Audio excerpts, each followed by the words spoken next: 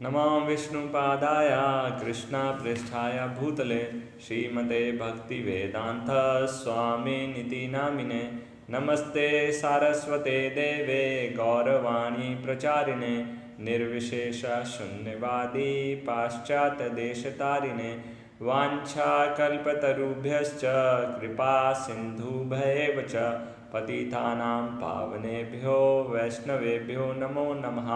जय श्री कृष्ण चैतन्य प्रभु नित्यानंद श्री अद्वैत गदाधर श्रीवासादि गौर भक्त वृंद। हरे कृष्णा कृष्णा कृष्णा हरे हरे, हरे राम राम राम हरे हरे। रामाय रामभद्राय रामचंद्राय वेदसे रघुनाथाय नाथाय सीताय पतये नमः। कूजन्तं राम रामेति मधुरं मधुराक्षरम् आरुह्य कविता शाखां वंदे वाल्मीकि कोकिलम। डिस्कस कर रहे हैं। कल हमने चर्चा किया था भगवान राम लक्ष्मण और सीता सुतीक्षण जो कि अगस्त्य मुनि के शिष्य हैं, उनसे मिलने के बाद अब वह लोग अगस्त्य मुनि से मिलने के लिए जा रहे हैं और रास्ते में सुतीक्षण अगस्त्य मुनि के विषय में उनको बताते हैं कि किस प्रकार से अगस्त्य मुनि ने अपने पितरों का उद्धार करने के लिए अपने आश्रम को चेंज किया, रेनुंसिएशन आश्रम से या एक साधु का जीवन से उन्होंने गृहस्थ जीवन को स्वीकार किया। लोक मुद्रा से विवाह किया जिसको उन्होंने स्वयं अपनी तपस्या के बल से प्रकट किया था, और उसके बाद लोक मुद्रा को संतुष्ट करने के लिए बहुत सारे धन की आवश्यकता थी, तो वो धन उन्होंने 2 राक्षसों का वध करके अर्जित किया जिसका नाम था इलवल और वातापी। और उसके बाद दोनों के पुत्र हुआ जिसका नाम था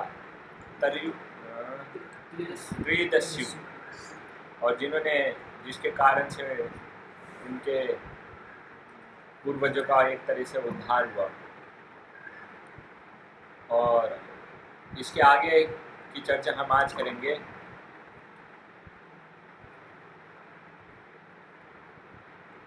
सुतीक्षण उनके अगस्त्य मुनि के विषय में और बताते हैं कि किस प्रकार से, और उनके अगस्त्य मुनि के और गुणगान के विषय में बताते हुए राजा नहुष की कथा बताते हैं। नहुष की कथा बताते हुए बताते हैं कि अभिमान या शक्ति या पावर या पोस्ट पोजीशन किस प्रकार से व्यक्ति के माइंड को करप्ट कर सकता है। ये लेसन इस पे हमको मिलता है। तो बताते हैं जब इंद्र ने वृतासुर का वध किया तो इंद्र को एक तो पाप लगा और उसके सारी शक्तियाँ उससे छिन गई एक तरीके से। वह अपने आप को सक्षम नहीं समझ पाता था कि वो राज्य कर पाएगा, तो कहीं पर गायब हो गया इंद्र। और इंद्र की एब्सेंस में नहुष, जिसके पास इतनी पायस क्रेडिट्स इकट्ठे हो गए थे कि वो राजा इंद्र की पोजीशन को कुछ समय तक, जब तक इंद्र एब्सेंट है तब तक वह राज्य का इंद्र के सिंहासन पर बैठे और कार्यभार संभाले। तो नहुष को राजा बनाया गया। तो नहुष को इंद्र की रिस्पॉन्सिबिलिटीज दी गई, लेकिन जैसे देखा जाता है कि शक्ति या पावर या पोस्ट पोजीशन किसी के पास आता है तो रिस्पॉन्सिबिलिटी मिलती है जिसको, या उसके साथ साथ रिस्पॉन्सिबिलिटी, नो डाउट उस रिस्पॉन्सिबिलिटीज मिलती हैं, तो उसके साथ साथ कुछ फैसिलिटीज़ भी मिलती है उसको कैरी करने के लिए, उसको एग्जीक्यूट करने के लिए। जैसे किसी बच्चे को माता पिता मार्केट से कुछ सामान लाने के लिए भेजते हैं तो उसको साथ में पैसे भी देते हैं। जब तक पैसे नहीं देंगे वो सामान ला नहीं पाएगा, अपने कार्य को अच्छे तरीके से नहीं कर भी नहीं पाएगा।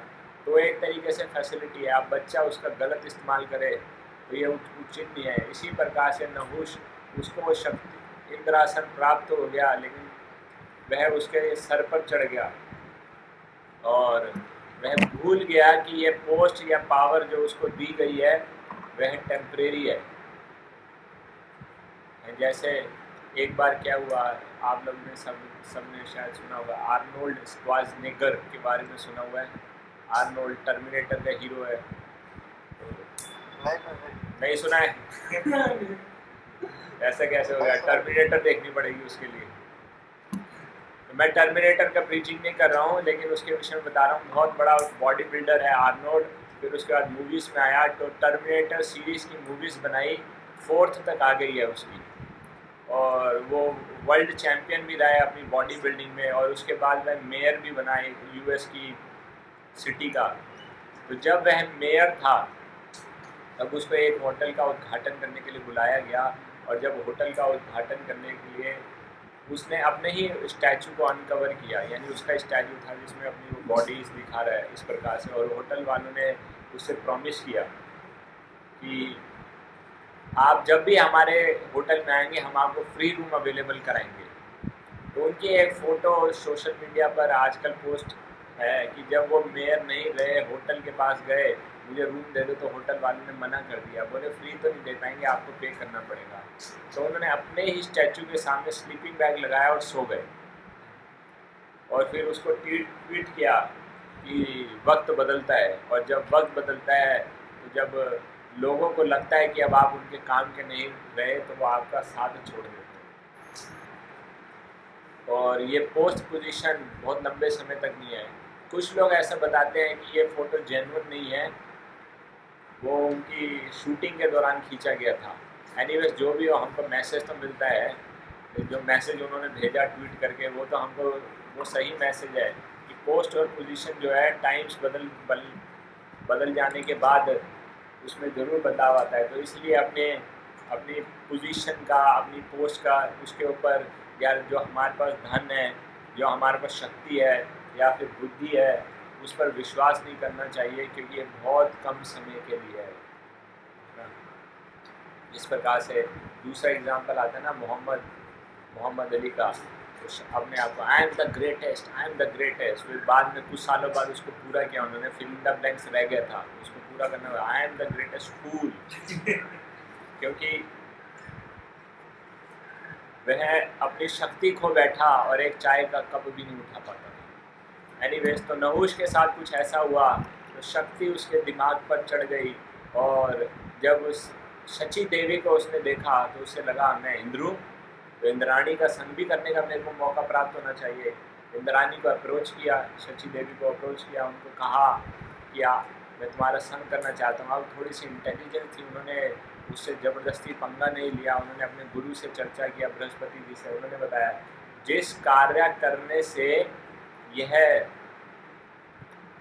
इंद्र की पोस्ट तक पहुँचा है, उसी कार्य के माध्यम से, यानी पायस एक्टिविटी से इंद्र बनाए, तो इम्पायस एक्टिविटी से इसका पतन हो जाएगा।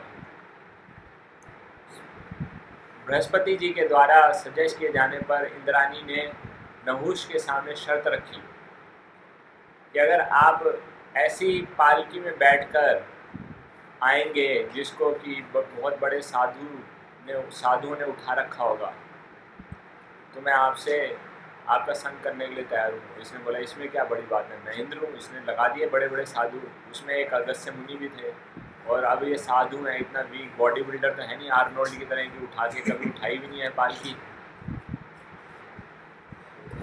तो जब चल रहे थे तो बहुत धीरे थे, बेचारों के शरीर में इतनी ताकत नहीं थी। उनके शरीर में तपस्या का तो बल होता है, लेकिन शारीरिक बल नहीं होता इतना, तपस्या का बल जरूर होता है। तो अब इनके लिए बहुत मुश्किल हो रही थी, और ये उनको कह रहे थे सर्प सर्प, मतलब तेज चलो, संस्कृत में शायद उसका अर्थ ही है। और फिर जब इसको बहुत ज़्यादा ये उन पर प्रयास करने लगा, प्रहार करने लगा, तो अगस्त्य मुनि को गुस्सा आ गया, और उन्होंने इसको कर्ज कर दिया, ज़्यादा ही सर्प कर रहे हो, जाकर एक सर्प बन जाओ। फिर महाभारत में वर्णन आता है कि युधिष्ठिर महाराज के द्वारा स्पर्श पाकर इसका उद्धार हुआ था। तो यहाँ पर ये लेसन हमको प्राप्त होता है, एक है रिस्पॉन्सिबिलिटी, और responsibility, yes no doubt, responsibility को कैरी करने के लिए कुछ फैसिलिटी, मतलब उसको एग्जीक्यूट करने के लिए कुछ राइट्स, कुछ फैसिलिटीज़, कुछ पोस्ट पोजीशन दिया जाएगा, लेकिन ये जानना चाहिए उसका पर्पस क्या है। जनरली ऐसा देखा जाता है, गवर्नमेंट ऑफिशियल्स होते हैं ना, उनको भी दिया जाता है, तो उसका अपने फैमिली के लिए और उसके लिए इस्तेमाल करते हैं, अपने पर्सनल सेल्फ ग्रेटिफिकेशन के लिए सारा फैसिलिटीज़ का इस्तेमाल करते हैं, लेकिन वो उसके लिए है नहीं, लीगली भी नहीं है। अगर लीगली केस भी हो जाता है तो केस भी हार जाएंगे, लेकिन कोई इस बात को कहता नहीं है, क्योंकि सब कर दें ये, तो वैसे गलत है। फैसिलिटीज़ को इंजॉय करना, यूज़ करना पर्सनल सेंस ग्रेटिफिकेशन के लिए, जो कि उसने किया, अपनी पोस्ट और पोजीशन का मिसयूज़ किया और इसीलिए उसको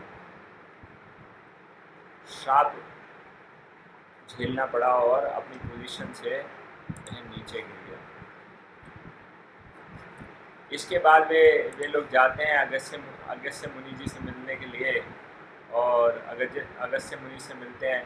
अगस्त्य मुनि उनको मिलकर प्रणाम करते हैं, उनको अपने आश्रम में लेकर आते हैं और बहुत प्रसन्न होते हैं उनको। उसके बाद अगस्त्य मुनि उनको भगवान राम को कुछ गिफ्ट्स देते हैं, 2 तलवारें देते हैं, ऐसी तलवारें जिसको कि सिर्फ वही व्यक्ति यूज़ कर सकता है जो दोनों हाथों से अपना युद्ध करना जानता हो या उल्टे हाथ को भी उतना ही अच्छे से इस्तेमाल कर सकता हो जितना सीधे हाथ को इस्तेमाल करता है। हमारा जनरली लेफ्ट हैंड वीक होता है, जो कि राइट हैंडर्स हैं उनके लिए। और फिर उनको एक धनुष दिया जिसका तेज भगवान विष्णु के समान था और जिसमें सुदर्शन चक्र जैसी शक्ति थी। उसके बाद एक तरकश यानी कुबेर दिया जिसके और उसमें कई सारे बाण थे। एक विशेष बाण उन्होंने निकाल के दिखाया कि बहुत स्पेशल है। ये अपने दुश्मन का वध करने के बाद, उसकी छाती को भेदने के बाद पास के समुद्र में चला जाता है, अपने आप को शुद्ध करता है, धोता है और दोबारा तरकश में वापस आ जाता है ना। तो यानी युद्ध करने के बाद कंटैमिनेशन हो जाता है। और फिर उनको बताते हैं कि यहाँ से 20 मील की दूरी पर एक स्थान है जिसका नाम है पंचवटी, है ना। तो आप यहाँ से पंचवटी की तरफ चले जाइए और वहाँ पर आपको वो बिल्कुल उपयुक्त स्थान है आपके रहने के लिए। और उसके बाद वो आगे पंचवटी की तरफ निकल जाते हैं। और अभी वो पंचवटी पहुँचे नहीं है, रास्ते में, क्योंकि जंगलों में है और उनको मतलब अभी तो दंडकार से निकले हुए भी काफ़ी समय हो चुका है ना। और अभी पंचवटी पहुँचे नहीं हैं।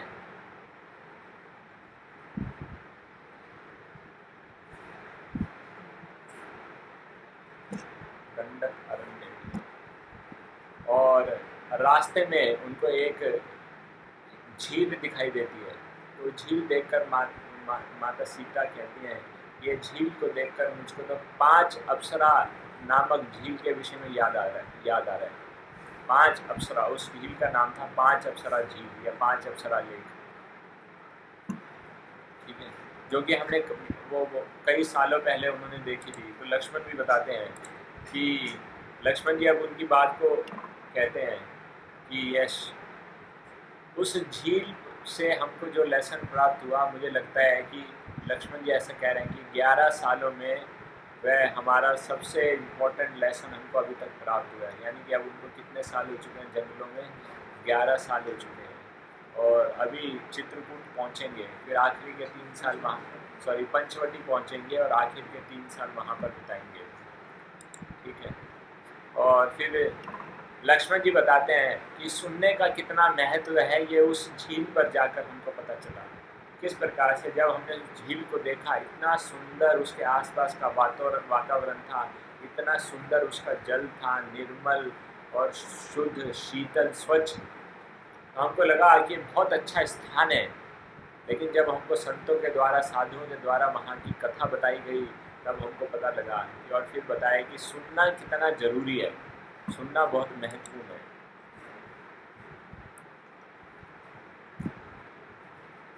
इसके बाद भगवान राम भी उनको कहते हैं, हाँ थोड़ा उसके विषय में बताओ, जैसे कि ये इम्पोर्टेंट लेसन था, हमको दोबारा उसके विषय में चर्चा करनी चाहिए। वो काफ़ी समय पहले की बात है, लेकिन वो उसके अब आगे चर्चा कर रहे हैं।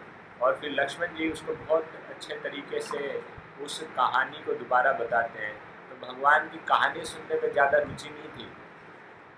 कहानी सुनने में, पास टाइम सुनने में रुचि तो ठीक है, अच्छा है, लेकिन उससे शिक्षा लेना, क्या प्रैक्टिकल एप्लीकेशन हो सकता है, क्या लेसन है, क्या निर्देश है हमारे लिए, ये बहुत ज़्यादा आवश्यकता है। इसीलिए फ़ायदा होता है। प्रभुपाद जी भी बहुत स्टोरी सुनाया करते थे। प्रभुपाद जी अपनी कई स्टोरी की शुरुआत करते थे, देयर इज़ अ स्टोरी। और इस पर प्रभुपाद जी की एक पुस्तक भी निकाली है, उसमें कई कहानियाँ हैं। लेकिन हर कहानी सिर्फ कहानी सुनाने के लिए नहीं, मनोरंजन के लिए नहीं सुनाई, उसके पीछे लेसन था, टीचिंग्स था। इसी प्रकार से हम प्रभुपाद जी के पास टाइम सुनते हैं तो उसके पीछे क्या लेसन है, टीचिंग्स है, उसको समझने का प्रयास करना चाहिए, ये बहुत महत्वपूर्ण है। और कई बार दूसरों के द्वारा की गई गलती से हमको बहुत शिक्षाएं प्राप्त होती हैं, और जो दूसरे के द्वारा गलती की जाती है उससे शिक्षा लेकर अपने जीवन में सुधार ले आता है, उसको फर्स्ट क्लास इंटेलिजेंस बताया जाता है। कि जो दूसरे के एग्जाम्पल से समझ जाए, जो खुद करके भुक्त भोगी बने, खुद करके सीखे, तो वो सेकंड लेवल का है, और जो उसके बाद भी नहीं समझे तो वह थर्ड लेवल का। तो लक्ष्मण जी बताते हैं आगे कहानी को, वो बताते हैं ये कहानी हमको शिक्षा देती है किस प्रकार से व्यक्ति अपने ज्ञान का गलत इस्तेमाल कर सकता है या गलत आदतों में फंस सकता है और अपने जीवन के लक्ष्य को भूल सकता है। ठीक है, तो ये मंदरकिनी नामक एक ऋषि हुए, मंदरकिनी, तो उनकी कहानी है। और उनकी तपस्या का बल इतना ज़्यादा था कि उनके अंदर इतनी शक्ति थी कि उन्होंने 8 मील लंबी एक झील खुद बनाई तपस्या करने के लिए, और उसके बिल्कुल डीप में जाकर अंदर रहकर वो तपस्या करते थे, और इतने शक्तिशाली थे कि जल से ही ऑक्सीजन ले लेते थे और उसी से उनका काम चल जाता था और तपस्या करते थे। और जब कोई इतनी गहन तपस्या करता है तो स्वर्ग में खतरे की घंटी बज जाती है। इंद्र के यहाँ दोबारा खतरे की घंटी बजी और फिर 5 अप्सराओं को भेजा गया इनकी तपस्या को भंग करने के लिए। ठीक है, तो इन्होंने एक नया स्थान चुना अपनी तपस्या करने के लिए, मंदरकिनी है। तो जब ऐसा कोई नया स्थान चुना जाता है या नई जगह एक्सप्लोर की जाती है, ठीक बात है, हो सकता है कि वहाँ पर एंटरटेनमेंट हो सकता है, फन हो सकता है, एक्साइटमेंट हो सकता है, थ्रिल हो सकता है ना।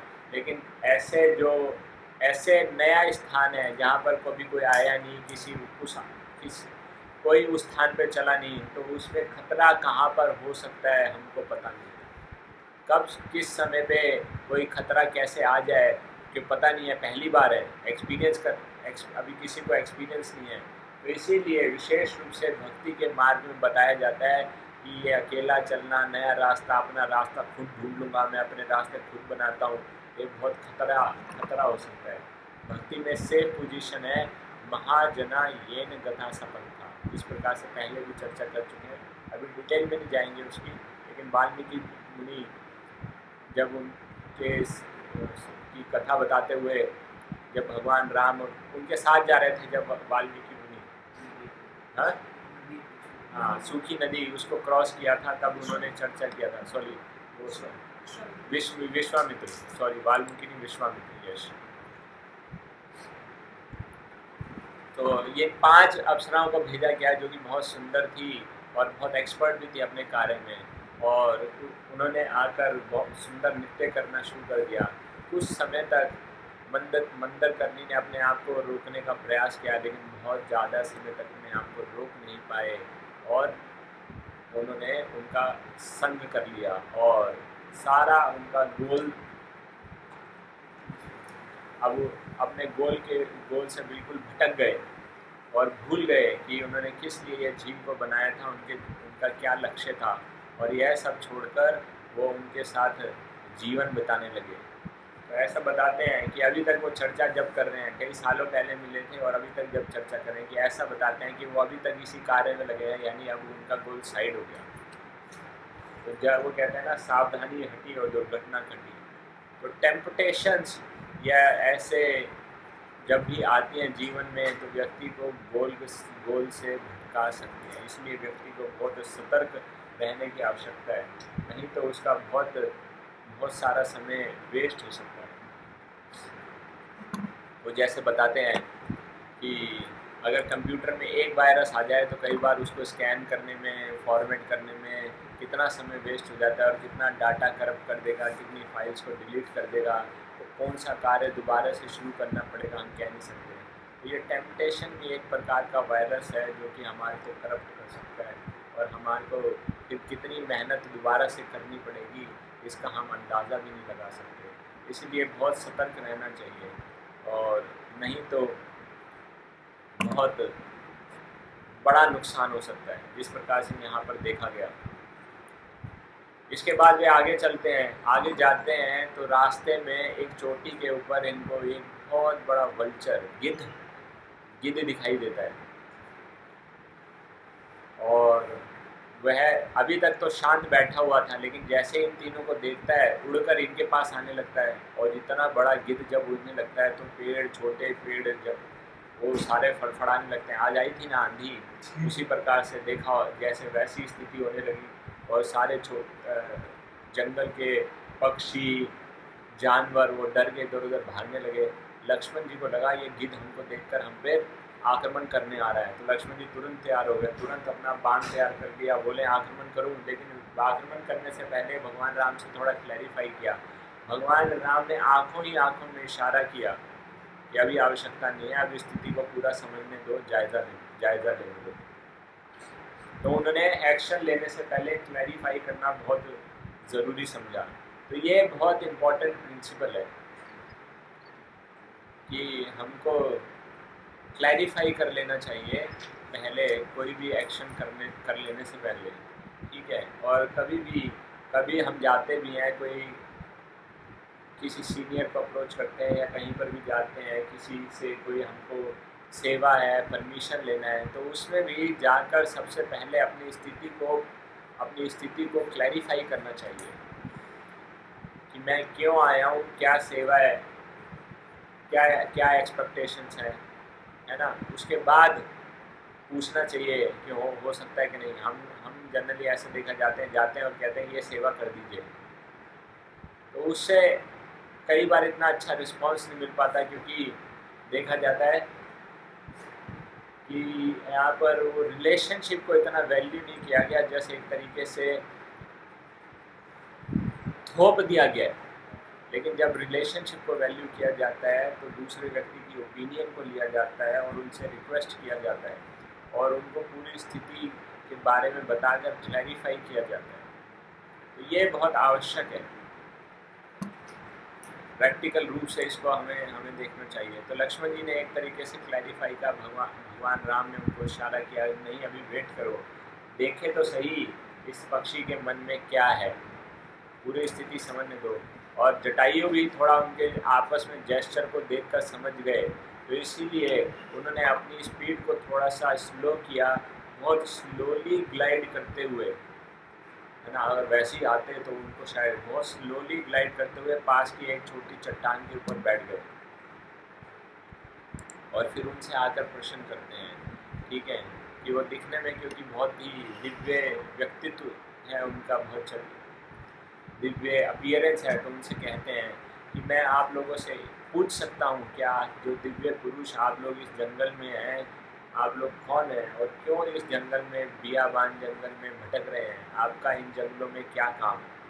तो भगवान उनके प्रश्नों का उत्तर देते हुए बताते हैं कि मैं राम हूँ, मेरे साथ लक्ष्मण, मेरे छोटे भाई और मेरी पत्नी सीता जी हैं, और हम राजा दशरथ की संतान है, और ये सीता जी उनकी पुत्र वधू हैं, और हम जंगल में आए हैं अपने पिता के वचनों की रक्षा करने के लिए।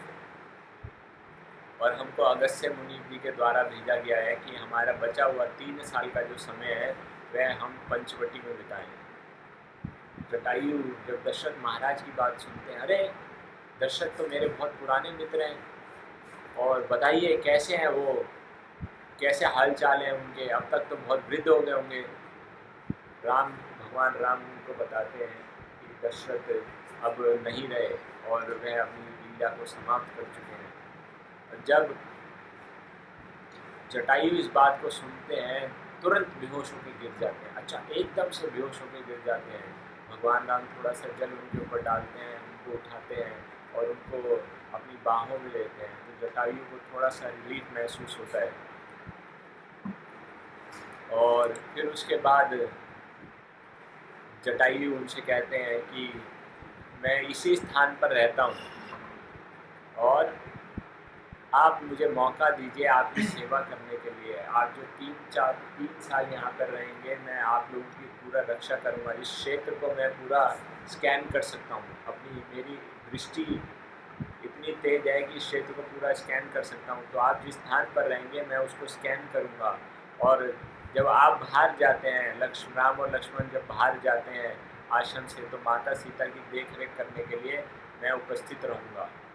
तो आप उस बात की चिंता मत कीजिए। और इसके बाद जटायु उनको इस प्रकार का आश्वासन देते हैं। अब भगवान राम और लक्ष्मण सीता जटायु को फॉलो करते हुए, जटायु हवा में उड़ रहे हैं और उनकी शैडो को फॉलो करते हुए पंचवटी में जो स्थान है जहाँ पर उनको रहना है उसकी तरफ जटायु उनको ले जाते हैं। अब वे अकेले नहीं है, उनको गाइड करने वाला कोई व्यक्ति है या पक्षी है जो उनको गाइड कर रहा है, और वह उनके फॉलो करते हुए पंचवटी की तरफ जाते हैं, है ना। तो ये जटायु के प्रसंग से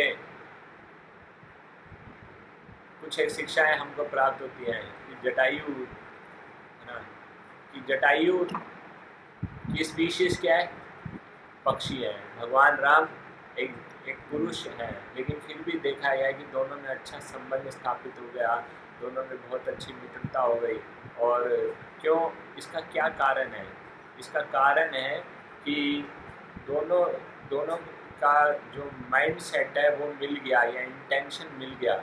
जटायु ने दशरथ महाराज के साथ अपने संबंध को वैल्यू किया और उनको भी प्रॉमिस किया कि मैं आपकी भी सेवा करूंगा। और भगवान राम ने जिस प्रकार से वो उनका आदर करते थे दशरथ जी का, भगवान राम ने जटायु का भी आदर किया, उनको उसने सम्मान दिया और उनकी केयर की, पानी पिलाया, है ना, उनको अपनी बाहों में लिया। तो इस प्रकार से दोनों के बीच में अच्छा संबंध स्थापित हो गया, है ना।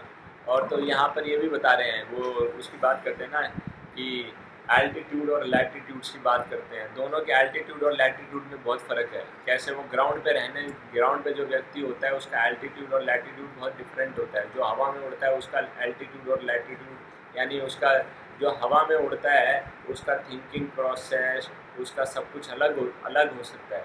लेकिन यहाँ पर दोनों में अच्छी मित्रता इसलिए हो पाई, इतना डिफरेंस होने के बावजूद भी, क्योंकि दोनों जो कि वाणी का प्रयोग कर रहे थे वो अपने दिलों से शब्दों का प्रयोग कर रहे थे, दिल से अपने भावनाओं को प्रकट कर रहे थे। इसीलिए देखा जाए तो उनके दिलों में कोई भेद नहीं था, उनके एक्सटर्नल पोजीशनिंग सिचुएशन में ज़रूर भेद हो सकता है, तो माइंड सेट में कोई भेद नहीं था। और उसी तरह से यहाँ एग्जाम्पल दिया जाता है दशरथ और केकई, हालांकि सेम लैटिट्यूड और एल्टीट्यूड था एक्सटर्नल रूप से, लेकिन क्योंकि उनका माइंड सेट बहुत अलग था, इसीलिए दोनों के बीच में जो भी संवाद हुआ उसका रिजल्ट जो आया, that was very very dangerous और वेरी पेनफुल, क्योंकि दोनों का हृदय अलग बात कर रहा था। इस प्रकार से जटायु जी के द्वारा उनको पंचवटी का स्थान दिखाया जाता है, और पंचवटी पहुंचकर भगवान राम लक्ष्मण जी को कहते हैं कि आप वो स्थान चुन लो जहाँ पर आप कुटिया बनाना चाहते हो। क्या सेवा दी गई लक्ष्मण जी को? आप स्थान चुन लो जहाँ पर आप कुटिया बनाना चाहते हो, और जो आपको अच्छा लगे वो स्थान चुन लो। तो जब ये सेवा दी गई लक्ष्मण जी को, लक्ष्मण जी बहुत दुखी हो गए। जानते हैं आप क्यों? कोई गैस करना चाहेगा लक्ष्मण जी क्यों दुखी हो गए? जो आपको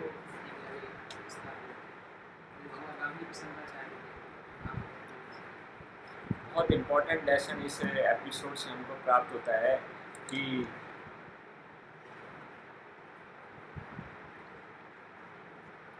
ऐसा नहीं था कि लक्ष्मण जी के लिए सेवा बहुत डिफिकल्ट थी, है ना, कि उनको कुछ स्थान चुनना नहीं आता, मैं क्या चुनूँगा, मेरे तो बस का ही नहीं है, ये कौन सी सेवा दे दी मेरे को क्या पता कौन सा स्थान सही है कौन सा नहीं है।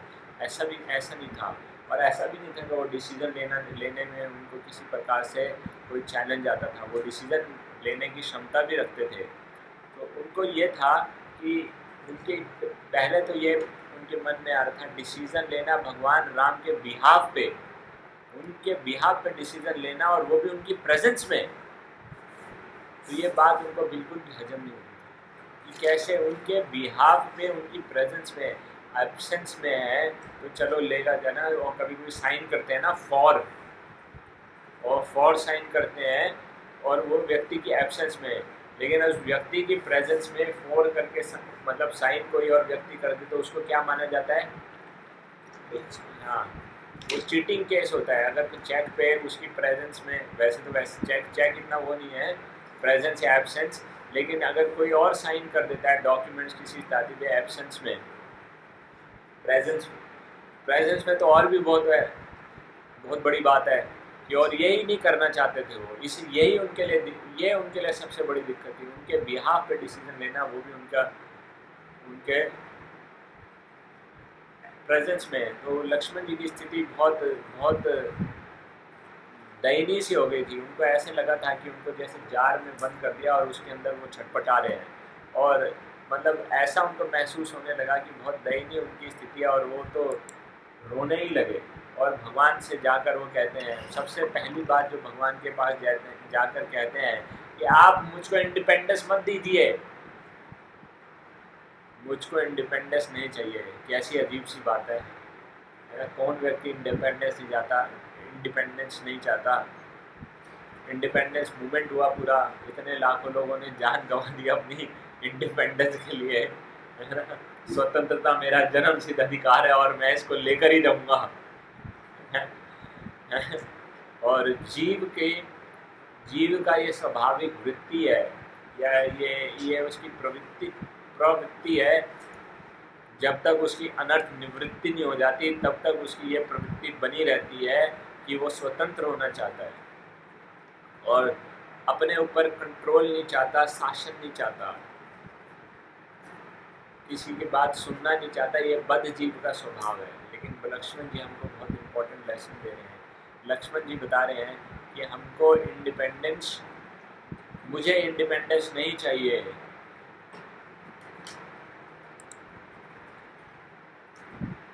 ठीक है, अगर आप मुझको चुनने की स्वतंत्रता देते हैं, है ना, क्या सिर्फ एक स्थान चुनने की स्वतंत्रता दिया है, तो वो क्या कह रहे हैं, उसको कैसे इंटरप्रेट कर रहे हैं कि आप मुझको चुनने की स्वतंत्रता देते हैं, तो इसका मतलब है कि आप चाहते हैं कि मैं आपसे अलग हो जाऊं या इंडिपेंडेंट हो जाऊं। मैं नहीं चाहता। और फिर आप यह भी कहते हैं कि मैं वो स्थान को चुनूं जो मुझको भी पसंद है। ठीक है, कहते हैं अगर मुझको 100 जन्मों तक भी या कई सालों तक भी अगर आपकी सेवा करनी पड़े तब भी मुझको ऐसी कोई इंडिपेंडेंस नहीं चाहिए। मैं तो इसीलिए, मेरा तो एग्जिस्टेंस इसलिए है क्योंकि मैं पूर्ण रूप से आपके ऊपर डिपेंड करता हूँ। ठीक है, और मेरे जीवन का लक्ष्य सिर्फ आपको प्रसन्न करना है ना। बताते हैं कि जिस प्रकार से सूरज के बिना सूर्य की किरणों का कोई अस्तित्व नहीं है, फूलों के बिना उसकी महक का कोई अस्तित्व नहीं है, है ना, और किसी जीव का कोई अस्तित्व नहीं है पर भगवान के बिना, है ना। उसी प्रकार से लक्ष्मण का कोई अस्तित्व नहीं है भगवान राम के बिना। तो ऐसे बताते हैं। ठीक है, फिर बताते हैं कि मुझको ऐसी स्वतंत्रता नहीं चाहिए जो मुझे आपके बिहाफ पे कार्य करना पड़े। मुझको जो स्वतंत्रता चाहिए वो मैं आपको बताता हूँ। मेरे को स्वतंत्रता चाहिए सिर्फ आपकी आज्ञा का पालन करने की, आज्ञाकारी बनने की स्वतंत्रता। मैं सिर्फ यही चाहता हूँ, मुझे और कुछ नहीं चाहिए, है ना। तो एक शिष्य के रूप में अगर देखा जाए तो बहुत इंपॉर्टेंट लेसन हमको प्राप्त होते हैं। ठीक है, कि हमेशा गुरु के निर्देशों का पालन करना चाहिए, उनके डायरेक्शन में हमको रहना चाहिए।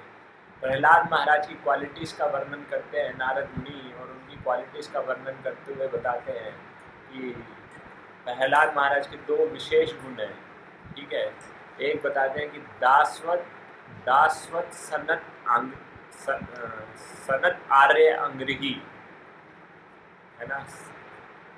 क्या मतलब कि आर्य महान पुरुषों का को जो हमेशा उनकी आज्ञा का जो पालन करता है, एक दासवत या मीनियल सर्वेंट के समान, यह प्रहलाद महाराज है। फिर दूसरा बताते हैं, उनका दूसरा गुण बताते हुए बताते हैं कि गुरुष ईश्वर भावना, कि गुरु को ईश्वर के समान देखते हैं, है ना।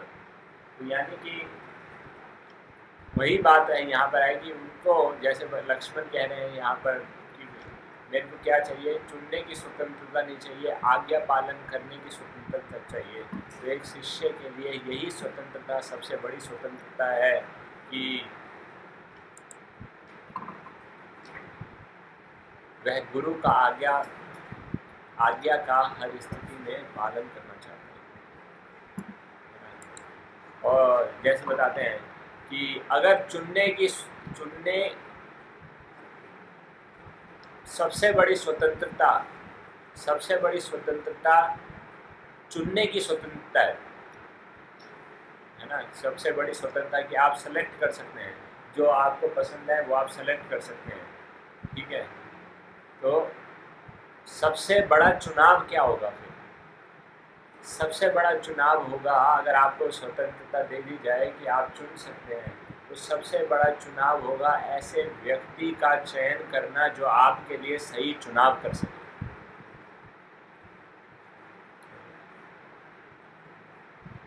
समझ में आया?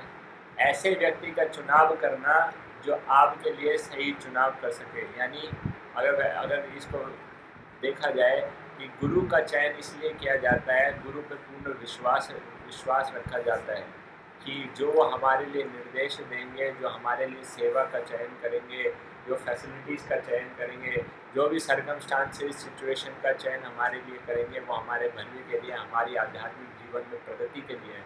तो उसमें किसी प्रकार का कोई डाउट नहीं होना चाहिए, कोई संशय नहीं होना चाहिए, उन पे पूर्ण विश्वास होना चाहिए कि हमारी भक्ति में प्रगति करने के लिए जो बेस्ट पॉसिबल तरीका हो सकता है, उसी का चुनाव हमारे गुरु महाराज के द्वारा हमारे लिए किया गया है। तो उनमें किसी प्रकार का कोई डाउट नहीं होना चाहिए, है ना।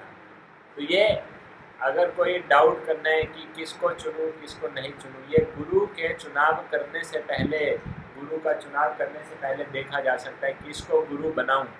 लेकिन जब गुरु बना लिया तो फिर डाउट नहीं होना चाहिए कि क्या ये मेरे लिए सही चुनाव कर रहे हैं या नहीं, तब ये डाउट नहीं होना चाहिए। अगर कोई तब ऐसा डाउट होता है तो ये बहुत ही दयनीय स्थिति है, या इसको खतरनाक स्थिति है, खतरे की घंटी बजनी चाहिए कि गुरु पर विश्वास नहीं है, तो इसका मतलब संशय आत्मा विनाश कभी भी हो सकता है।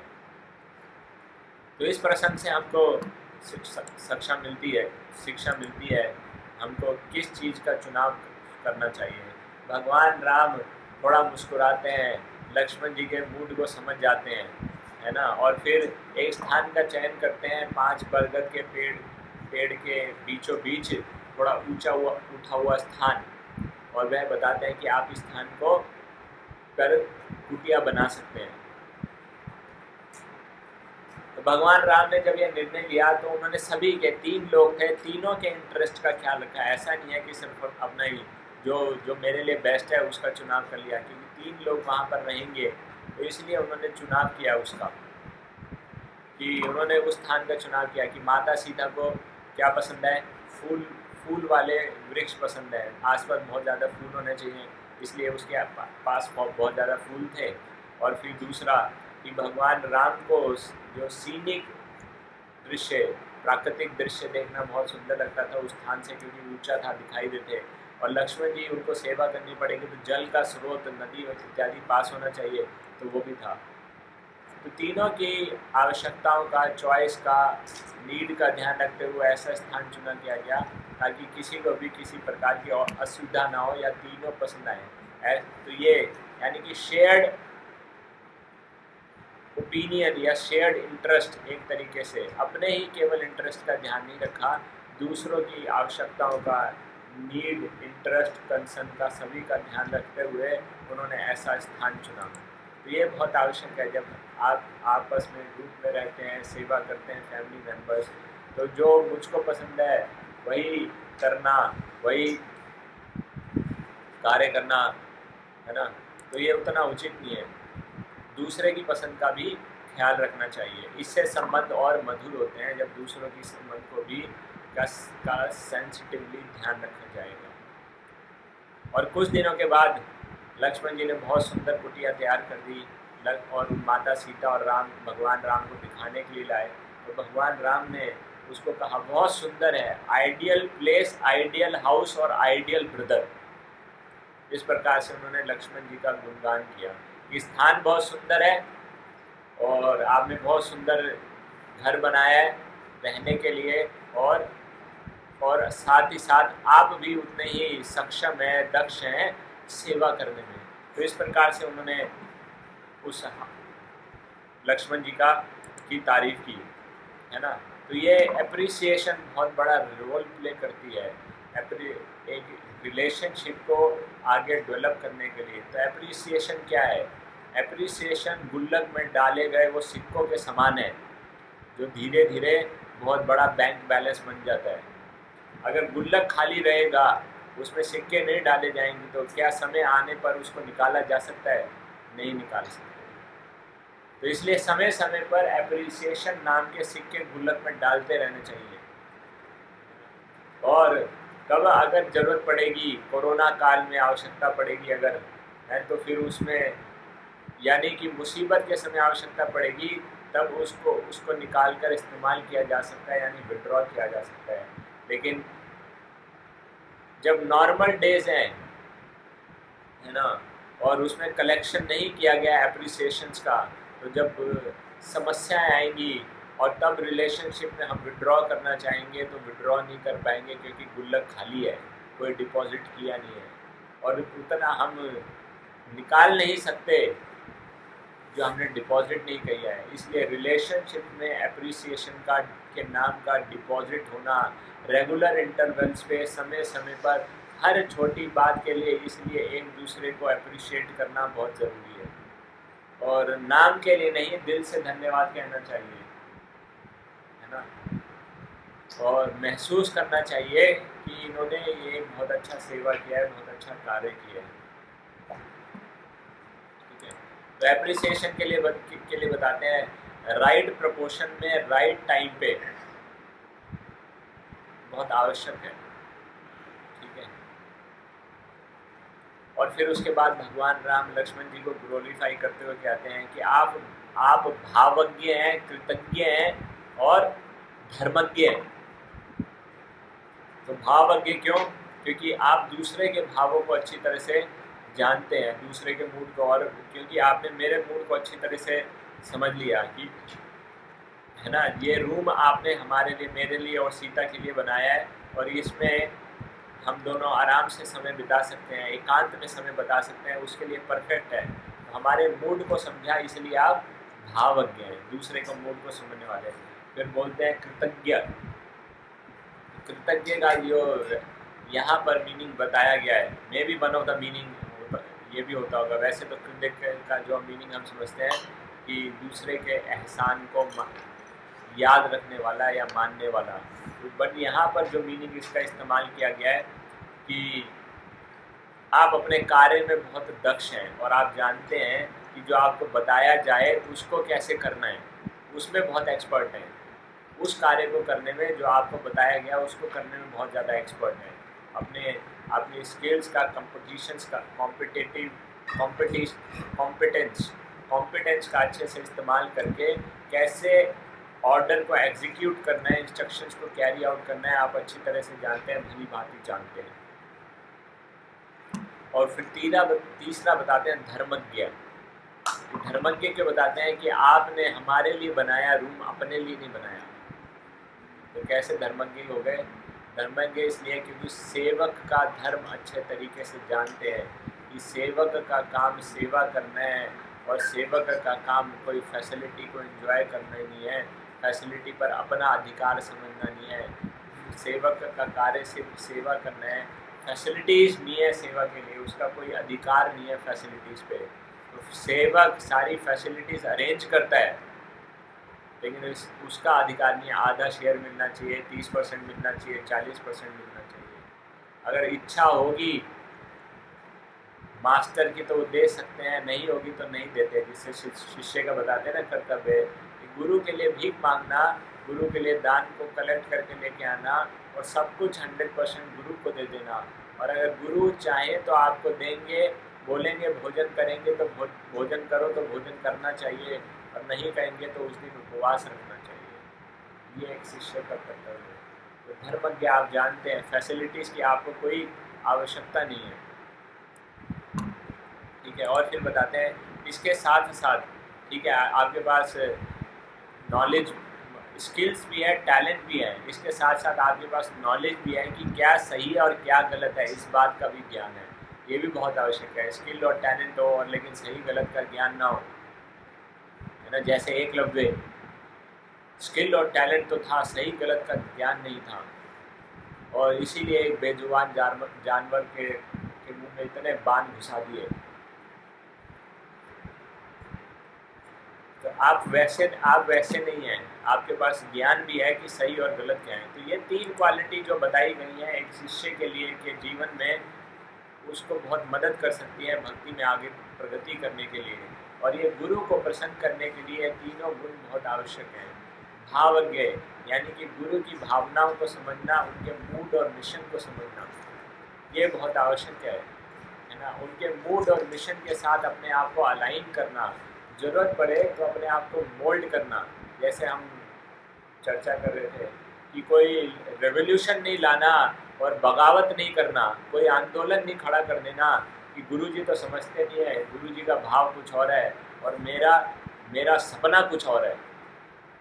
उस सपने को फुलफिल करने के लिए अब तो करना ही पड़ेगा। तो ये उतना उचित नहीं है। हम आए हैं गुरु जी के मिशन में उनको असिस्ट करने के लिए, यही हमारी सेवा है। तो इसीलिए उनके भाव को समझना और उसके अनुसार कार्य करना। कृतज्ञ, ठीक है, कृतज्ञ का मतलब कि जिस प्रकार से निर्देश दिए गए हैं उसी प्रकार से इंस्ट्रक्शंस को कैरी करना, है ना। और ताकि जो गुरु हैं वो संतुष्ट हो जाए, ना कि उसमें वो बोलते ना अपना दिमाग चलाना, कुछ इनोवेशंस कर देना, कुछ बदलाव कर देना। मैंने सोचा ऐसे अच्छा रहेगा। अगर कुछ है, मान लीजिए कुछ है, इनोवेटिव आइडिया है, तो वो इंस्ट्रक्शन जब मिल रहा है उस समय क्लैरिफाई किया जा सकता है। और अगर उस वक्त कहा जाए कि आवश्यकता नहीं है, इसको as it is carry out कीजिए, तो फिर उसमें एग्जीक्यूशन करते हुए कोई बदलाव लाने की आवश्यकता नहीं है, जब तक उसमें कोई भारी संकट, दुविधा, समस्या ना आ जाए। अगर कोई समस्या नहीं है तो कोई इनोवेटिव आइडिया लाने की आवश्यकता नहीं है। और धर्मज्ञ, ठीक है ना, कि फैसिलिटीज़ को क्लेम नहीं करना या उसकी इच्छा रखना, ठीक है। और सिर्फ फोकस करना अपनी ड्यूटीज़ पर, अपनी सेवा पर, अपनी रिस्पॉन्सिबिलिटीज़ पर, है ना। कि नहीं मैंने इतना सेवा किया है, अब मेरे को कुछ तो फैसिलिटी मिलनी चाहिए ना, एटलीस्ट एसी का टिकट तो होना चाहिए ना, फ्लाइट में जाना चाहिए ना, या फिर क्या कि अभी कुछ कोई पार्टी तो मिलना चाहिए ना, कुछ सैलरी तो मिलना चाहिए ना, कुछ अलाउंस मिलना चाहिए ना। ये शिष्य का भाव नहीं है। सेवा करने के लिए कुछ राइट्स को क्लेम करना।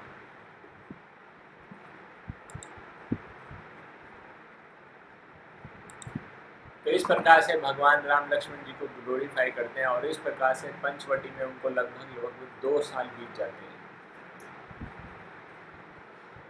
और 2 साल पंचवटी में बिताते हुए हो गए। 2 साल के बाद दोबारा से हेमंत ऋतु जानते हैं, ऑटम, शिशिर से पहले ऑटम आता है। ऑटम अक्टूबर नवंबर होता है और शिशिर जनवरी फरवरी, जिसमें बहुत ठंड हो जाती है।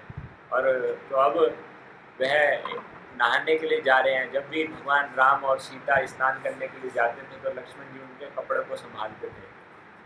तो इस बार जैसे ही गए और ठंड आ चुकी है, अब माता सीता ने जैसे ही उस दिन के समय गए और हाथ डाला, तुरंत हाथ बाहर निकाल लिया क्योंकि पानी बहुत ठंडा हो गया था, फ्रीजिंग फ्रीजिंग कोल्ड।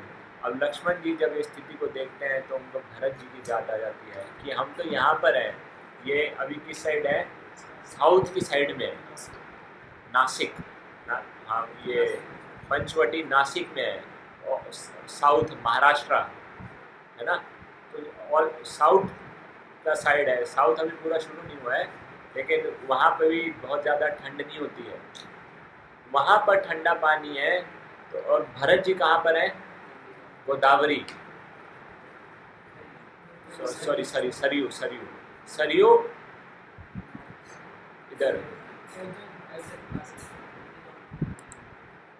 सरयू यानी नंदग्राम अयोध्या के पास, जो कि नॉर्थ में, वहाँ कितना ठंडा पानी होता होगा। यह दृश्य देखकर लक्ष्मण जी को भरत जी की याद आ गई, और भरत जी की याद आई तो अब वो भरत जी के विषय में थोड़ी सी चर्चा कर रहे हैं। और ऐसा नहीं है कि वो उनके साथ एम्पैथाइज नहीं कर पा रहे हैं, उनके साथ एम्पैथाइज कर पा रहे हैं, क्योंकि अभी आते जाते कुछ सेजिस ने उनकी स्थिति के विषय में उनसे वर्णन किया, तो जो उन्होंने सुना उन सेजिस के माध्यम से अब वो भगवान राम को वो बताते हैं, है ना, कि अगर वो बताते हैं कि जब गोदावरी इतनी इतनी ठंडी हो चुकी है, फ्रीजिंग हो चुकी है, तो सरयू की क्या अवस्था होगी। लेकिन भरत जी ने तो इतना वाव ले रखा है ना, कि जो जितना कष्टप्रय तपस्या का जीवन वो जी रहे हैं, अच्छे अच्छे साधु संत ऋषि मुनि या तपस्वियों की रोंगटे खड़े हो जाए, ऐसी तपस्या का जीवन जी रहे हैं वो, और उनकी बातों में, उनकी आंखों में थोड़ा दर्द झलक रहा है। वो बताते हैं कि 13 साल से हो गए कि अपनी बिल्कुल भी 13 साल हो चुके हैं, है ना, 11 और 2 13 साल हो चुके हैं। 13 साल से वो अपना बिल्कुल भी ध्यान नहीं रखते, ठीक है। जब से वो चित्रकूट से वापस गए हैं, उन्होंने अयोध्या में कदम नहीं रखा। अयोध्या के बाहर ही नंदीग्राम में, अयोध्या के बाहर रहकर एक छोटी सी कुटिया बनाकर रहते हैं। राजा हैं, उनको पैलेस प्राप्त हो सकता है, सारी फैसिलिटीज़ को इस्तेमाल कर सकते हैं, लेकिन नहीं, उन्होंने सबको मना कर दिया, और राज्य का कार्यभार संभाल रहे हैं। मुझको लगता है जिस प्रकार से वो राज्य का कार्यभार संभाल रहे हैं, उन्होंने एक नया ही तरीका ईजाद किया है, या एक defined in a new way कि कैसे राज्य चलाया जा सकता है। कि बहुत एक दक्षता के साथ वो राज्य चलाते हैं, बहुत सावधानी से हर एक छोटी चीज़ की रिपोर्टिंग करते हैं आपकी चरण पादुकाओं को, लेकिन किसी भी फैसिलिटी पर अपना अधिकार नहीं समझते।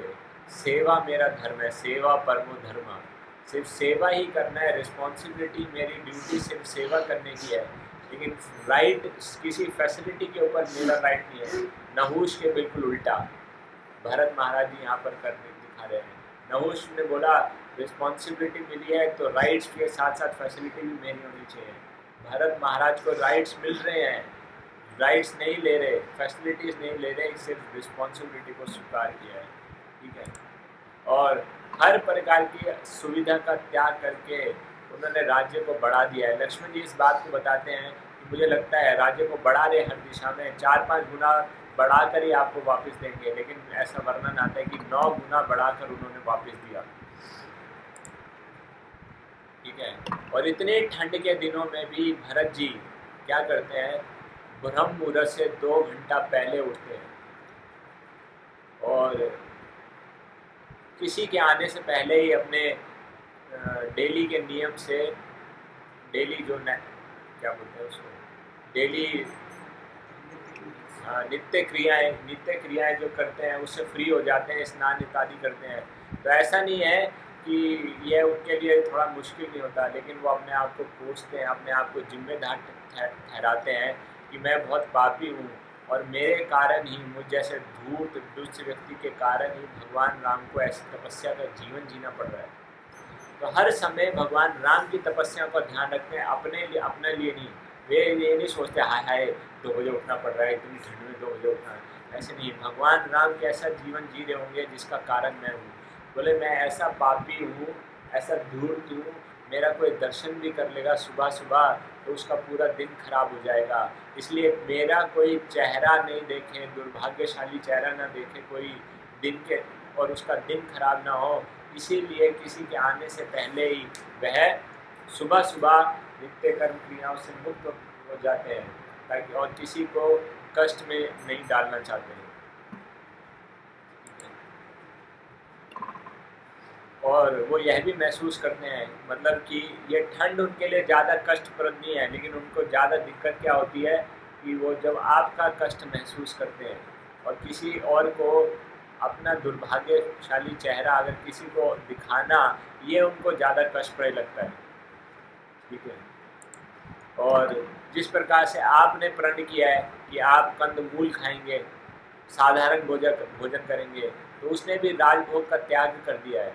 और राजभोग का त्याग तो छोड़िए, वे क्या खा रहे हैं, कंदमूल क्या कहना, वो तो ज्वार बाजरा या जौ को भिगो कर रखते हैं गोमूत्र में और सिर्फ उसी को खाते हैं।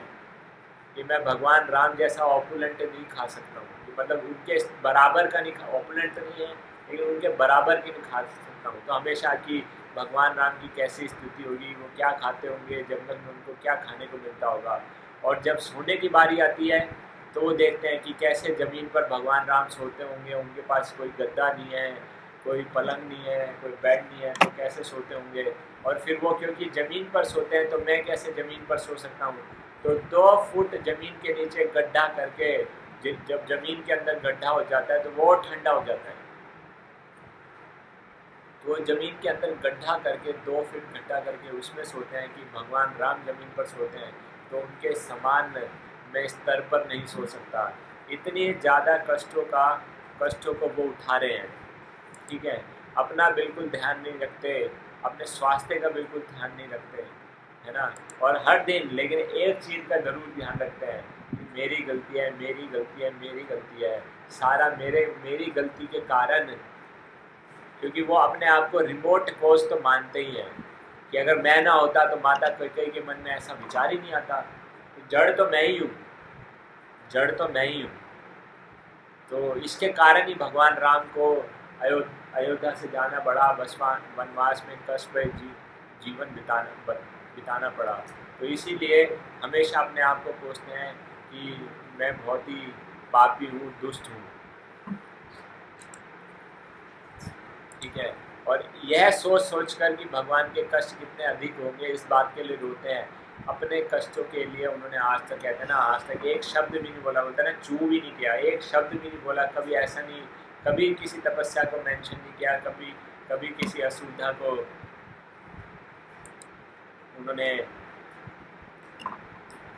कष्टपूर्ण नहीं माना।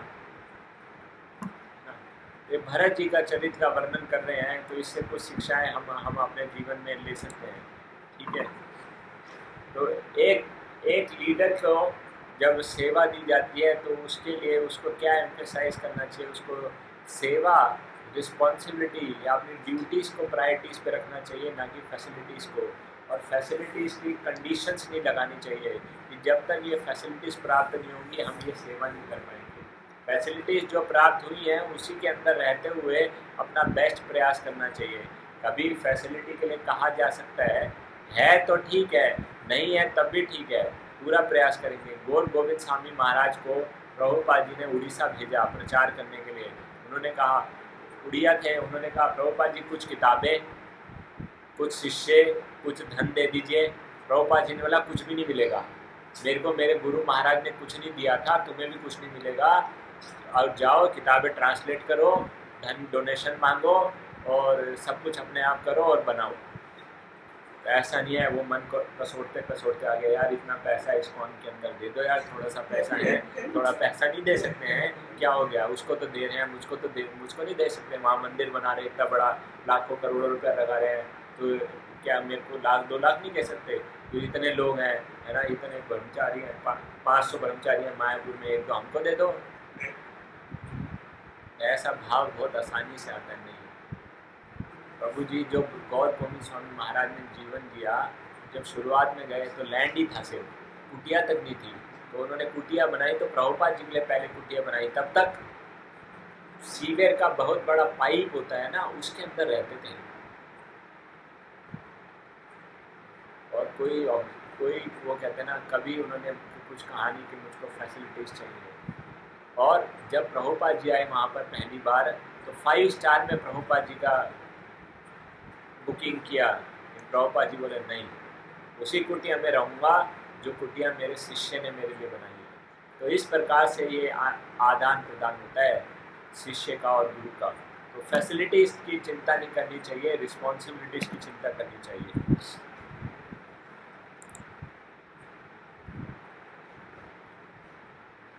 है ना।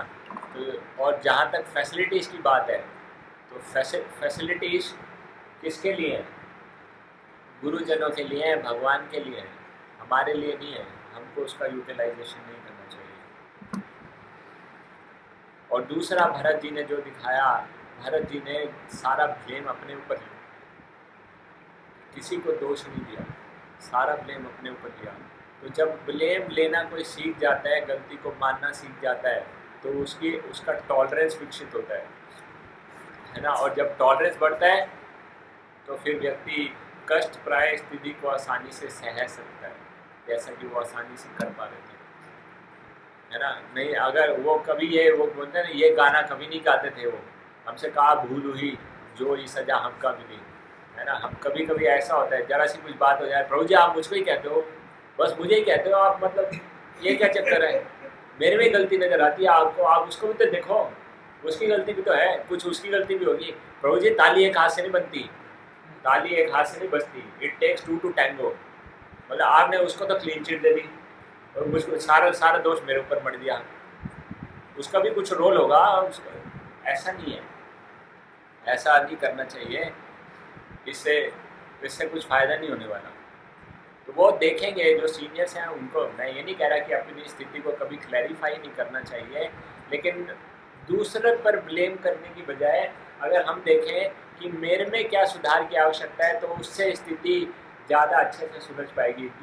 और हमारे हाथ में क्या है, दूसरे को सुधारना हमारे हाथ में नहीं है, दूसरे को नहीं हम सुधार सकते, और दूसरे को सुधारने के लिए हम आए भी नहीं हैं। भाई हॉस्पिटल में एडमिट होते हैं, पड़ोसी का ट्रीटमेंट कराने के लिए थोड़ी ना एडमिट होते हैं, अपना ट्रीटमेंट कराना है तो अपने ट्रीटमेंट पे फोकस करेंगे। मेरा ट्रीटमेंट हो रहा है कि नहीं, उस बात की चिंता करेंगे, उसका हो रहा है नहीं हो रहा क्या उसकी चिंता है।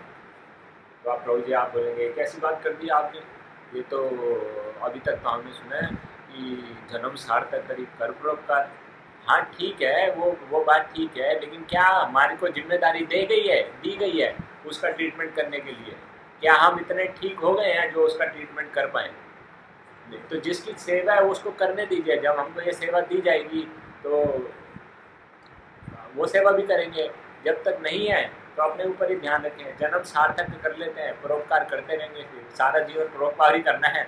एक बार जन्म सार्थक हो गया तो फिर परोपकार ही करना है ना तो करते रहेंगे फिर, लेकिन पहले जन्म सार्थक पे थोड़ा कंसंट्रेट करना चाहिए, ठीक है।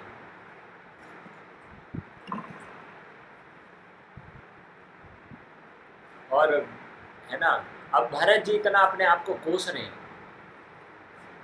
है तो क्या ये कोसना, कई बार व्यक्ति अपने आप को इतना कोसता है कि सेवा धरी की धरी रह जाती है, वो डिप्रेशन में चला जाता है, हाय मैं तो खराब हूँ, हाय मैं तो दुष्ट हूँ, मेरे से तो गिरा हुआ कोई नहीं है, कोई सेवा बोलो प्रभु जी मैं तो देखो दुष्ट हूँ, पतित हूँ, मुझसे तो पतित कोई नहीं है, कपटी कोई नहीं है, मैं तो ये सेवा नहीं कर सकता प्रभु जी। ऐसा नहीं हुआ उनके जीवन में, तो है ना, कि उन्होंने जो अपने आप को ब्लेम भी कर रहे थे, लेकिन उसको सेल्फ पिटी नहीं बनने दिया, उसको डिप्रेशन मोड में नहीं लेकर गए कभी, है ना। हाँ ठीक है ना, क्यों? क्योंकि उन्होंने अपने कष्ट माने ही नहीं उसको, वो तो भगवान राम के कष्टों को देख रहे थे हमेशा, मेरा तो कोई कष्ट है नहीं, भगवान राम के कितने कष्ट होंगे, है ना। तो वो दूसरे की तकलीफ़ों को अगर हम समझते हैं, तो ये समझने का प्रयास करते हैं, तो हम देखेंगे कि हमारे, है ना, हमारे कष्ट हमको इतना नहीं लगते। जैसे एक फेमस सॉन्ग भी है, दुनिया में कितना गम है, मेरा गम कितना कम है ना। तो ये वाकई बहुत अच्छा है ये कि अगर हम ये बात देखें कि दुनिया में वाकई लोगों के पास कितना कष्ट है, तो मैं तो बाकी उसके हिसाब से तो मेरी तो बहुत अच्छी स्थिति है। अब भरत जी है ना, कैसे कि मैं भरत जी बोले एक स्थान पर हूँ, है ना, और मुझको जंगलों में भटकना नहीं पड़ता, कोई शेर चीते हाथी का खतरा नहीं है, राक्षसों का कोई खतरा नहीं है। तो इस प्रकार से पॉजिटिव स्पिरिट में उसको ले गए, तो अपनी गल मान रहे हैं, लेकिन उसको कभी इतना नहीं किया कि अपनी सेवाओं को नहीं कर पा रहे वो। तो ये सब बातें करते करते लक्ष्मण जी उनका गुणगान करते करते कहते हैं कि लेकिन एक बात समझ में नहीं आई, है ना, कि क्या बात समझ में नहीं आई कि जिस स्त्री का दशरथ जैसा महान पति हो और भरत जैसा महान पुत्र हो, वो ऐसा नीच गिरा हुआ और घटिया कार्य कैसे कर सकती है। लक्ष्मण जी ने जैसे ही ये बोला, भगवान राम को गुस्सा आ गया और भगवान राम ने गुस्से में लक्ष्मण जी को देखने शुरू कर दिया। क्रोध भरी निगाहों से लक्ष्मण जी को देखने लगे। तुरंत लक्ष्मण जी समझ गए गड़बड़ हो गई। तो भगवान राम उनको कहते हैं कि जब तक आप भरत जी का गुणगान करते रहोगे मैं उसको सुनता रहूँगा, लेकिन भरत जी का एक व्यक्ति का गुणगान करने के लिए दूसरे व्यक्ति को नीचा गिराने की क्या आवश्यकता है ना। और बोले मैं माता कैकेयी के विषय में कुछ भी नहीं सुन सकता, हमें कोई आवश्यकता नहीं है एक व्यक्ति का गुणगान करें और हम दूसरे व्यक्ति के दोषों की चर्चा करें, ठीक है, और खासकर जब वह सीनियर हो, ठीक है ना, बड़ा व्यक्ति हो, तो बड़ा व्यक्ति के साथ हमको कभी भी ऐसा दुर्व्यवहार नहीं करना चाहिए, चाहे उनके अंदर दोष भी हो, उनके अंदर गलती भी हो या उन्होंने कोई त्रुटि भी की हो। तो भगवान राम एक शिक्षा दे रहे हैं। प्रभुपाद जी ने शायद यही बात उसमें से लिखी है, वो भगवद गीता में कुछ ऐसा ही लिखा है, भगवद गीता में लिखे है ना कि, है ना, something like this, do not react or retaliate even if sometimes seniors are harsh in behavior, है ना। तो समथिंग लाइक दिस ऐसा ही है कुछ, प्रभुपाद जी ने लिखा है भगवद गीता में। तो लेकिन जो लेसन ये देना चाह रहे हैं कि हमको दोष का गुणगान नहीं करना चाहिए, दोष की चर्चा नहीं करनी है, दोष गाथा करने से किसी को कोई लाभ नहीं होता। भक्ति विनोद ठाकुर जी क्या बताते हैं, भक्ति विनोद ठाकुर जी बताते हैं कि अगर किसी के दोषों का गुण को बोला जाता है तो क्या होता है, उसके दोष हमारे अंदर आ जाते हैं और हमारे उसके अवगुण हमारे अंदर आ जाएंगे और हमारे सद्गुण उसके अंदर चले जाएंगे। और सद्गुण, अगर किसी के सद्गुणों का गुणगान किया जाएगा तो उसके सद्गुण हमारे अंदर आ जाएंगे और हमारे तो सद्गुण है ही हमारे पास, तो डबल हो जाएंगे, है ना। ठीक है, तो भगवान राम बहुत इम्पोर्टेंट लेसन दे रहे हैं कि ग्लोरिफिकेशन को हम क्रिटिसिज्म से एक्सचेंज नहीं कर सकते। तो ग्लोरिफिकेशन तक ही ठीक है, क्रिटिसिज्म तक हमको नहीं आना चाहिए, ठीक है ना। तो बोलते हैं मैं बहुत उत्सुक हूँ भरत का गुणगान सुनने के लिए, लेकिन माता कैकेयी का एक भी दोष सुनने के लिए मैं तैयार नहीं। तो भगवान राम बताए, है ना, बहुत सही तरीके पे सही समय पे उन्होंने लक्ष्मण जी को कंट्रोल किया कि कब, क्योंकि वो सही गलत के बीच में भेद जानते हैं और ये एक सीनियर का या भगवान का एक कार्य भी है कि जब बात हाथ से निकलने लगी तो तुरंत उसको करेक्ट कर देना चाहिए। तो लक्ष्मण जी ने इस बात का बुरा नहीं माना, अभी तक तो अच्छे से सुन रहे थे, अब क्या हो गया अचानक से। तो वो समझ गए कि भगवान राम हो सकता है कि when it comes to mother Kaikeyi, और हो सकता है कि किसी में दोष देखने की जब बात आती है तो भगवान ज़्यादा देख नहीं पाते, ज़्यादा थोड़ा ओवर सेंसिटिव हो जाते हैं। तो ये बात समझते हैं लक्ष्मण जी, लेकिन वो जानते हैं कि चाहे सेंसिटिव हो, ओवर सेंसिटिव हो, हमेशा सही है। इस बात को जानते हैं कि वो कभी गलत नहीं हो सकते, ठीक है। और फिर भगवान राम कहते हैं कि हालांकि मैंने तो 14 वर्ष वनवास में रहने का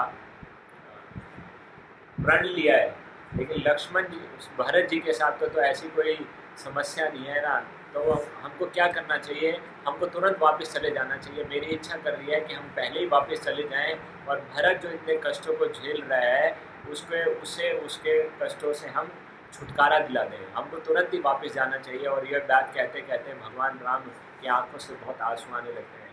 यानी भगवान ऐसे बहुत रेयर ओकेजन्स हुए जब भगवान राम ने अपने इमोशंस को बहुत अच्छे तरीके से प्रकट किया। अदरवाइज वो बहुत स्टेबल थे, सोबर थे, काम थे, ऐसा उनका चरित्र है। लेकिन यहाँ पर जब भी लक्ष्मण भरत जी के कष्टों को सुना तो अपने इमोशंस को कंट्रोल नहीं कर पाए और माता सीता और लक्ष्मण जी उनको सांत्वना देते हैं, उनको समझाते हैं। और इस प्रकार से ये एपिसोड यहाँ पर पूर्ण होता है। इसके आगे की चर्चा हम कल करेंगे, ठीक है। और मुझे लगता है कि इसके क्वेश्चंस अगर कुछ हैं हम कल लेना चाहेंगे। फिर भी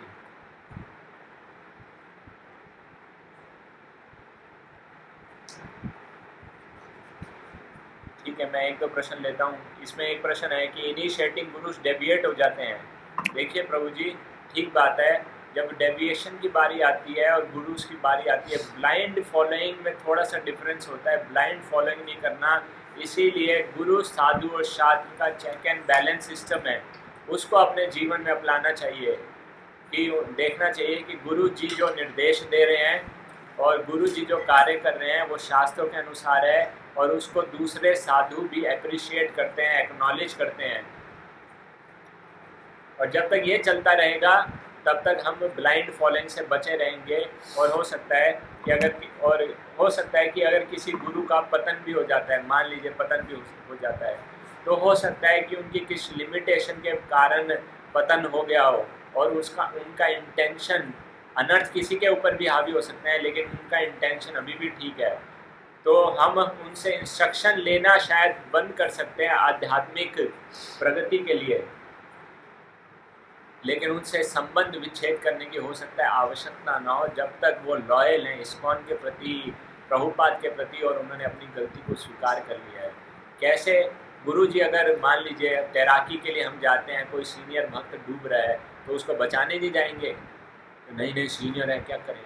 उस वक्त उनको आवश्यकता है कोई जाए, मैं गुरु जी को कैसे पकड़ूंगा, अरे भाई जाओ पकड़ो, नहीं मैं गुरु जी को कैसे हाथ लगाऊंगा, जब भी हाथ में आता है उसको पकड़ लेना चाहिए और उनको बचा कर ले आना चाहिए। ऐसे ही करेंगे ना तो क्या महत्व है, उस समय संबंध महत्व है। और उस समय हो सकता है कि उनको संबंधों की ज़्यादा आवश्यकता हो, जब लोग उनकी गलती के लिए लोग उनको समझ ना पा रहे हो, लोग उनके ऊपर लांछन लगा रहे हो, सब लोगों ने उनको छोड़ दिया हो, तब उनको संग की आवश्यकता ज़्यादा हो सकती है ना।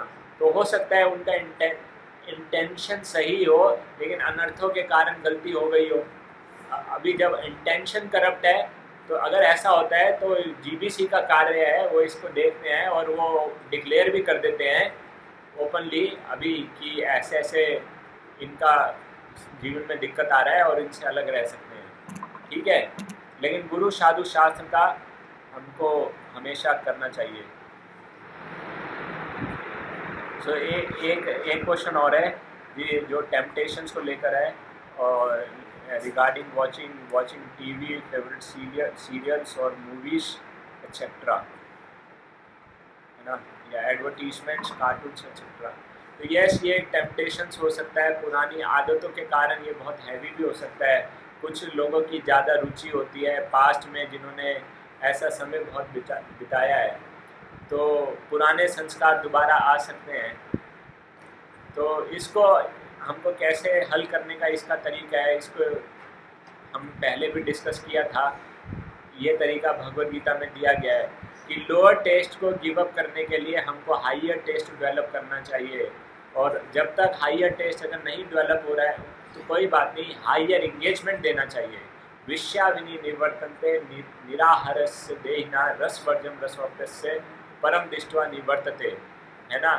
तो हम जब हमको क्या कहते हैं परम दृष्ट्वा निवर्तते, तब कब हो जाएगा, जब रसवर्जम रसोप्यस्य, जब हाइयर टेस्ट प्राप्त हो जाएगा।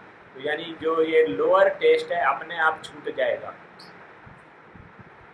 और हाइयर टेस्ट डेवलप करने के लिए हमको अपने आप को फ्री ना रखें और अपने आप को हाइयर एक्टिविटीज़ में इंगेज रखें। तो अगर हमको यूट्यूब देखने का शौक़ है तो हमारे जो फेवरेट स्पीकर्स हैं उनका लेक्चर सुन सकते हैं, ज़्यादा सुन सकते हैं, बार बार सुन सकते हैं। कुछ ना कोई होंगे हमारे हमारे फेवरेट स्पीकर्स। कुछ कीर्तन सुन सकते हैं, कुछ ऐसी पुस्तक पढ़ सकते हैं, कृष्णा कॉन्शियसनेस पुस्तक जो हमको देखने में अच्छी लगती है। और अगर कार्टून देखने का शौक़ है तो लिटिल कृष्णा देखा जा सकता है एटलीस्ट, है। कुछ कुछ ड्रामाज हैं उनको देखा जा सकता है, ताकि हम कृष्णा कॉन्शियसनेस रहें। और मैं ये नहीं कह रहा कि इनको देखना पूरी तरह गलत है, पूरी तरह से बंद कर देना चाहिए, लेकिन कृष्णाइज जरूर कर लेना चाहिए। प्रभुपाद जी ने तो एनकरेज किया है ड्रामा इत्यादि, और ऐसा नहीं है कि ड्रामा इत्यादि नहीं देखना चाहिए। और प्रभुपाद जी तो बताते हैं कि प्रचार का एक बहुत सशक्त माध्यम है। और प्रभुपाद जी के समय में ड्रामा टीम भी हुआ करती थी, प्रभुपाद जी के जाने के बाद डिसमेंटल हो गई। और उस समय जो प्रभुपाद जी के कुछ डिसाइपल्स थे, अभी थोड़ा बहुत वह करते हैं, क्या नाम है उनका, भक्ति मार्ग स्वामी महाराज, हाँ, तो वो दैट इज़ नॉट प्रोफेशनल। मैं प्रोफेशनल ड्रामा टीम की बात कर रहा हूँ। तो इतना यस, ये तो चांसेस हैं ही कि माइंड डाइवर्ट हो जाता है। तो अगर बहुत ज़्यादा ये हो रहा है तो अपने मोबाइल में चाइल्ड लॉक लगा सकते हैं। चाइल्ड लॉक क्या होता है, एक प्रकार का ऐप है जो हमको अवॉइड करता है ऐसे सीरियल्स या ऐसी ऐप्स खोलने में, जो हमको बचाता है, जो हमको ऐसे ऐप से बचा सकते हैं। और इसका क्या बोलते हैं उसको, मास्टर कंट्रोलर, इसका कंट्रोलर किसी ऐसे भक्त को बना सकते हैं जो हमसे प्रश्न पूछे, आपने ये क्यों देखा, ये क्यों देखा। तो अगर वो हमसे प्रश्न पूछेगा, हमें उसको उत्तर देना पड़ेगा, तो फिर हम अपने मन को कंट्रोल कर पाएंगे कि नहीं, वह हमसे पूछेंगे, हम इसका क्या उत्तर देंगे, तो इसलिए नहीं देखना ही अच्छा है। तो वो ऐप डाल सकते हैं। वो ऐप की जानकारी चाहिए तो उसकी कक्षा के बाद उसकी जानकारी हम दे सकते हैं। I hope it helps. Hare Krishna. So let's wind up here, आगे की चर्चा कल करेंगे। हरे कृष्णा। जगत गुरु। यस प्रभु जी। क्वेश्चन कर लेंगे फिर। कितने क्वेश्चन है आपके? एक ही क्वेश्चन है प्रभु जी। एक ही है प्रभु जी। यस बोलो। हरे कृष्णा प्रभु जी। बोलिए बोलिए। आपने पॉइंट अभी शेयर किया कि हमें जेन्युइन अप्रिसिएशन करना चाहिए व्हेनेवर जब भी ऐसा कुछ होता है तो, और ताकि अगर डिफिकल्ट सिचुएशन आए तो हम एनकैश भी कर सकें। हाँ, तो ये इंटेंशन के साथ नहीं होना चाहिए। Yes I got it Prabhu ji. But ये मैं कहना चाह रहा हूँ कि पॉइंट यहाँ भी है कि हमें अप्रिशिएट करना चाहिए जेन्युइनली, और इससे रिलेशनशिप भी जो है वो स्ट्रांग होगा। और डेफिनेटली अगर डिफिकल्ट टाइम्स आएंगे तो हम उस पार्टनर से, हमारी एक्सपेक्टेशन हो सकती है तो, लेकिन एक बार हमने ये भी सुना था, आशा ही परमम दुखम। तो मैं दोनों को थोड़ा सा साइमल्टेनियसली कोएग्जिस्ट कैसे करेंगी चीज़ें, मैं समझ नहीं पा रहा था इस चीज़ को। यस, आप जब प्रश्न पूछ रहे थे तो मेरे मन में यही उत्तर आ रहा था। आप लोगों को समझ में आया? नहीं आया? तो ये पूछ रहे जेन्युइन अप्रिसिएशन करना चाहिए, लेकिन जब जेन्युइन अप्रिसिएशन करते हैं और उसको विड्रॉ करने की बात आई तो हमारे रिलेशनशिप में एक्सपेक्टेशन बिल्डअप हो जाता है कि जब समय आएगा हम उसको विड्रॉ कर पाएंगे। और भागवतम बताता है आशा ही परमम दुखम। तो क्या करना चाहिए? बिल्कुल ठीक बात है, आशा ही परमम दुखम वो रहेगा, वो सूत्र हमेशा कार्य करेगा कैसी भी स्थिति हो। तो जेन्युइन अप्रिसिएशन करना है बिना किसी इच्छा के, क्योंकि अप्रिसिएशन हम कर रहे हैं उनके गुणों को देखकर, ना कि फ्लैटरी कर रहे हैं, मक्खनबाजी कर रहे हैं ताकि वक्त आने पर हम इसको कैश कर लेंगे। ऐसा नहीं है, क्योंकि जब रिलेशनशिप की बात आती है तो रिलेशनशिप में इंडिविजुअलिटी भी मायने रखती है। और इंडिविजुअलिटी का मतलब कि व्यक्ति के हाथ में फ्रीडम है या उसका फ्री विल है कि वो उस समय कैसे रिस्पॉन्ड करना चाहे। ये फ्री विल उसके पास हमेशा रहेगा। लेकिन एक बात ज़रूर है, if you have sufficiently invested in a relationship, अगर आपने किया है तो मोस्ट ऑफ द केसेस, क्योंकि आपका जेन्युइन अप्रिसिएशन था, जेन्युइन इन्वेस्टमेंट था, तो it results in genuine reciprocation in most of the cases. लेकिन फिर भी अगर नहीं भी होता तब भी आशा नहीं रखना चाहिए, है ना, और किसी को ब्लेम नहीं करना चाहिए, क्या इस दिन के लिए आपका सेवा किया था या इस दिन के लिए, तब उसको अपने कर्मों का फल मानना चाहिए। या जैसे भरत जी अपने आप को बार बार ब्लेम कर रहे थे कि मेरे कारण है, मेरे कारण है, बोले मेरी कुछ कमी रह गई होगी, है ना, मैं ठीक से नहीं कर पाया हूँगा, या मुझे और करना चाहिए था, और आवश्यकता थी, इसमें और डिपॉजिट करने की आवश्यकता है। तो क्या सोचना चाहिए, मैंने 5 रुपये डिपॉजिट किए और मैं 5 लाख रुपए निकालना चाहता हूँ।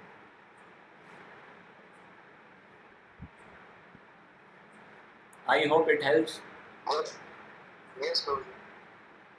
कुछ और? No, Guruji.